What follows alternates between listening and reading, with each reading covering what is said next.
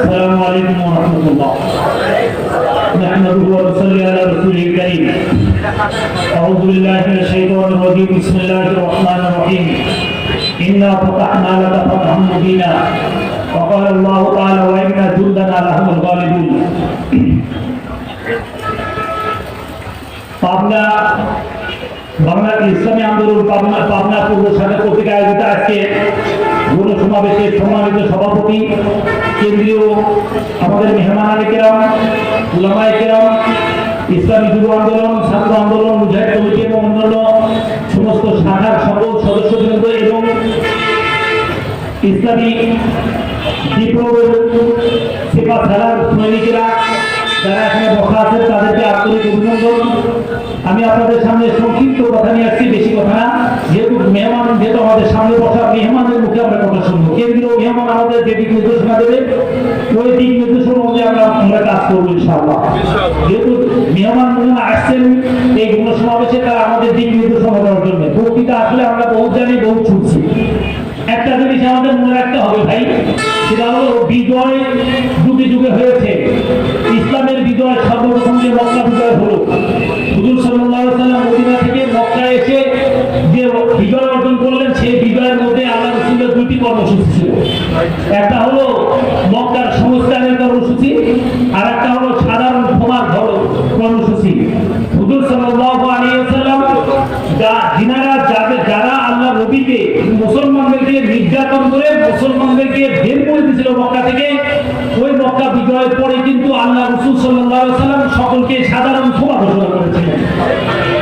আমরাও এই 5 তারিখের 5 আগস্টের বিজয় অর্জন করার পর আমি মনে করি সকল মুরব্বিয়ানে কেরামের মুখ থেকে আমরা পেপার পত্রিকে একই কথা শুনি যে আমরা সাধারণ ক্ষমা ঘোষণা করলাম। কারোর উপর কোনো জুলুম নেই, কারোর উপর কোনো ভাঙচুর নাই, কারো হত্যা নাই, কারো গুম নাই, কারো অগ্নিসংযোগ নেই।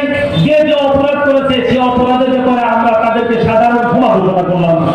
2 নম্বর, যেটা আমাদের সংস্কারের কাজ চলছে এবং চলবে, এই সংস্কারের পরে একটা সময় আমাদের আসবে সেটা নির্বাচনের ডাক। এই নির্বাচনের আমাদের কি কর্মসূচি, নির্বাচনে আমাদের কি কাজ করতে হবে, সেই কাজের দিক নির্দেশনা আমাদের মুরব্বীরা কেন্দ্র থেকে, যেহেতু জাফর সাহেব আসছেন এবং আরো অন্যান্য যারা আসছেন আমাদের মেহমানদের দিক নির্দেশনা দেবেন। তবে একটা জিনিস আমাদের মনে রাখতে হবে, বাংলাদেশ আর খুনের দেশ দেখতে চায় না। এই জাতি আর ঘুষের দেশ দেখতে চায় না।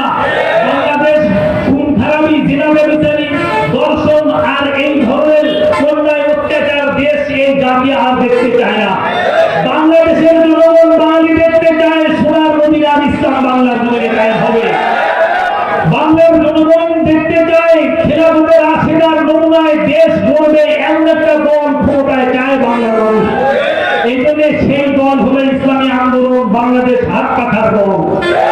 বন্ধুরা, আমার ভাইরা, আমরা জানি এই বিগত 16 বছরের মধ্যে কেউ দল কোনো ক্ষমতা, কোনো রাজপথে দেখা যায় না। সকল দল কোন থাকা, কিন্তু হাত পাখা দল আল্লাহ শুকিয়ে এখন যেমন, আগেও তেমন, ভবিষ্যতেও তেমন। অতএব এখন জমিন উর্বর। আমাদের এই ইসলামী আন্দোলনের পক্ষ থেকে ইসলামী আন্দোলনের মুরব্বীরা আমাদের যেভাবে দিক নির্দেশনা দেবে, আমরা সেই দিক নির্দেশনা পেয়ে আমরা নির্বাচনের প্রস্তুতি গ্রহণ করব। আমরা নিজেরা কমিটি গঠন করব, আমরা নিজেরা সদস্য গ্রহণ করব। এখন থেকে দাওয়াতের আমল শুরু করে দেব। এখান থেকে এরকম ভাবে মাসিক ইস্তেমার মাধ্যমে আমরা সকল ক্ষেত্রে এখন আমাদের এই উর্বর জমিনে ফসল উৎপাদনের সময় এসেছে। আল্লাহ আমাদের ফসল উৎপাদন করার তৌফিক দান করেন।